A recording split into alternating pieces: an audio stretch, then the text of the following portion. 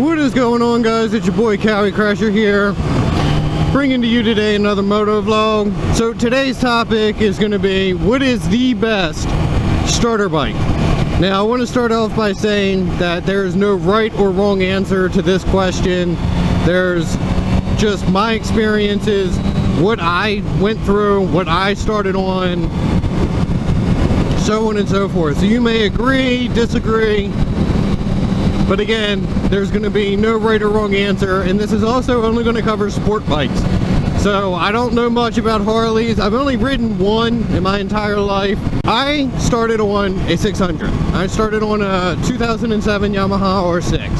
I've also had two other 600s, and I've had two Ninjas, the ZX6Rs. So as you can tell, I like the 600s. I've always been a fan of them. When it came time for me to purchase my first motorcycle, I was no different than you who's watching this video. I did a bunch of research on it. I tried to figure out which one was going to be best for me. I asked other people, but again, like I said, this is going to come down to personal preference. So what works for someone else, what they may think is the best bike, may not work for you. How I ended up making my decision was basically, I looked at it from two angles. First was going to be my riding experience coming into it, and the maturity level that I had. And this is where it's real gut check time. You have to be honest with yourself, because making a decision like this, you know, is literally life or death. You could die on the motorcycle. It happens every year. It happens all the time. It happens almost every day. And the second one was going to be an economic standpoint. So I'll start with the first one, with the economic standpoint. Everybody knows that in general, vehicles, motorcycles, cars, everything are bad investments. They're essential for transportation, but you always lose money. No sooner you drive it off the lot, it depreciates. You lose money. If you were to take it back a week later, they're going to offer you less. So with that being said, if you start out, and most first-time riders or beginner riders are younger. So if you're between the ages of 18 to 23, most of the time you're probably still going to be in college. You don't have that much money. You're working a part-time job or even have a second job, and you're just saving up your money from that to purchase this motorcycle. So if you go out and you buy a 250 or a 300, or even those in-between bikes like the 650s that aren't as fast as, you know, the super sports, the 600 and liter bikes, you're essentially going to have to start all over again when it comes time to get the new bike, because you're going to lose all of that money that you put into it.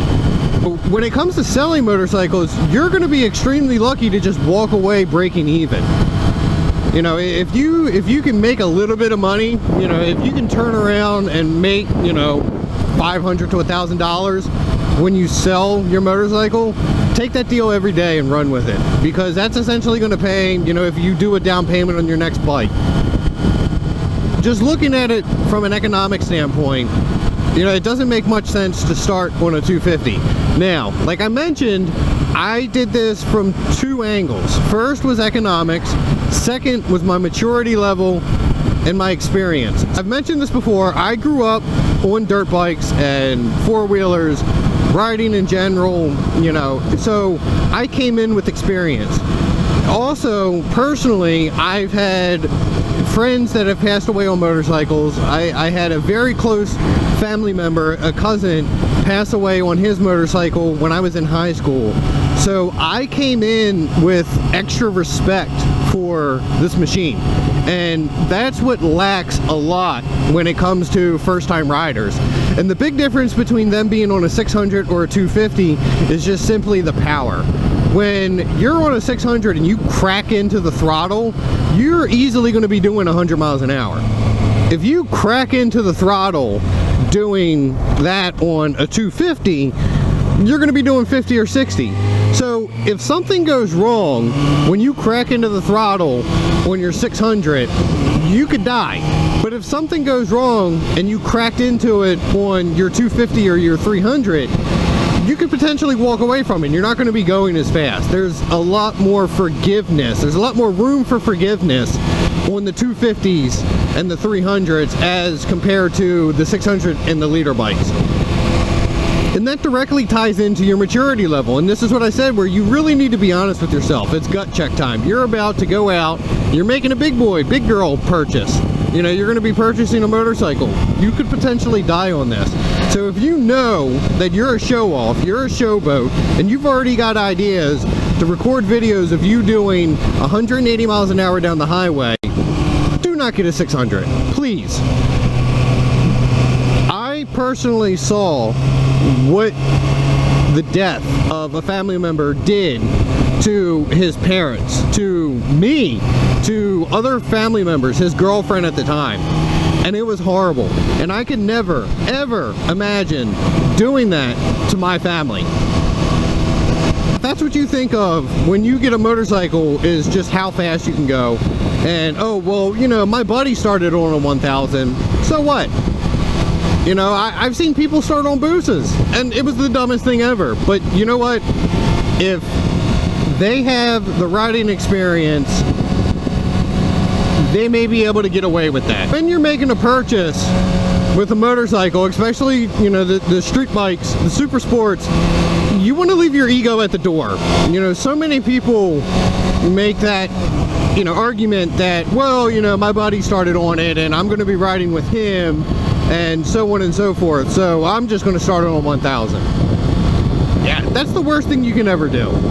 You know, one thing that I really respect about the guy who sold me my motorcycle is he is an experienced rider himself, and he flat out told me that, you know, and you can tell an experienced rider from a new rider just simply A, by their riding style, and B, their mentality. You know, every sport bike rider wants to go fast. Don't get me wrong. I mean, I'm doing 50 right now, but I would love to take this turn at 80. But guess what? There might be gravel around the corner. There might be somebody sitting here making a left into this neighborhood, and I understand that. And guess what? At the end of this ride, I want to go home. I don't want to be put into a body bag, scraped off the side of the road, become another statistic. You know, I want to go home. I want to see my wife at the end of the day. Experience is going to play a huge role into what you should be starting out on, for the simple fact that when you're an experienced rider, you know what to look for. When you see somebody in the car in front of you moving their head around, you can pretty much tell that they're getting ready to change lanes. You can tell who is on their cell phone because they're usually all over the place. And also with that, with the experience and the maturity, you've learned through experience that there is a time and a place to tap into the potential of the bike and have fun, speed, do wheelies.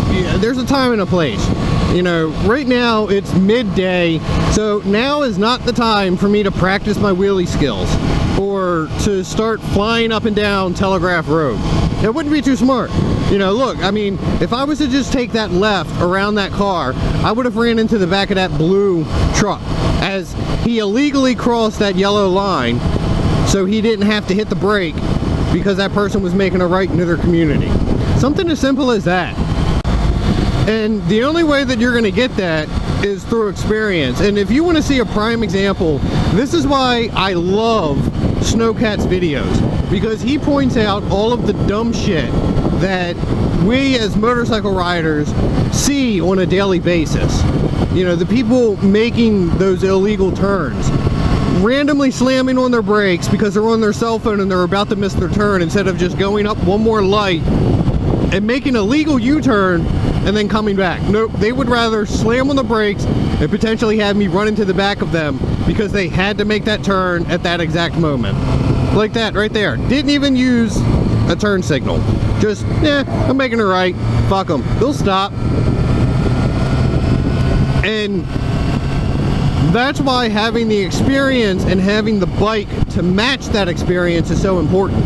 You know, if you're an inexperienced rider and you don't know what you're looking for, you don't know what to look for on the road, and you're on a leader bike, it just compounds the problem, and it makes it so much more dangerous for not only you, but the people around you. Because you also have to remember, you know, if you're out acting stupid and you run into a car or whatever, you're throwing a 400 to 600 pound projectile at other people. You know, a pedestrian walking down the road. You know, if I was to run into the back of this car in front of me and there's a jogger on the side of the road, I could potentially take his legs off with this bike. All because I was being dumb. And I was on a bike that I wasn't supposed to be on, that didn't match my experience, and I didn't know what to look for. Like I mentioned, there's two things, and again, this is just me. This is how I made my decision. You know, I was in your shoes, you know, years ago. You know, what bike should I get for my first starter bike? What's going to be the best one? You know, on YouTube, on Google, you know, so on and so forth, asking friends. So, like I said, there's two things that I looked at. First was going to be the economic standpoint of it. You know, how much money am I going to lose? Because at the end of the day, you want to mitigate your risk. But at the same time, you also want to look at it, and again, this comes down to gut check time. You need to be honest with yourself. You know, you have to respect the machine that you're purchasing. So if you're an immature person, and if you don't want to be honest with yourself, ask your buddy. If you feel like you want to go buy a 1000 and you think it's a great idea, ask one of your good friends. Go, hey, I'm going to go out and buy a CX-10, and see what his response is. If he's like, are you sure? That's pretty much going to tell you that people are already looking at it like, that's not a good idea. And you should listen to him. Alrighty guys, so that's going to go ahead and wrap up today's moto vlog. So in the comments down below, you know, let me know what you think. You know, do you agree with me? Do you disagree with me? Do you think I'm crazy? What did you start on? Did you start on a 600? Did you start on a 1000? Did you start on a 250 and work your way up? Again, there's going to be no right or wrong answer to this. It's all going to come down to your personal preference. What experience you have coming into riding. You know, if your only experience riding a motorcycle is going to be from the class, please don't start on a 1000. Please. And hopefully your dealership and your salesman will know that and will be smart enough and potentially save your life. So that's going to go ahead and wrap it up for today. Let me know in the comments down below. And until next time, guys, see ya.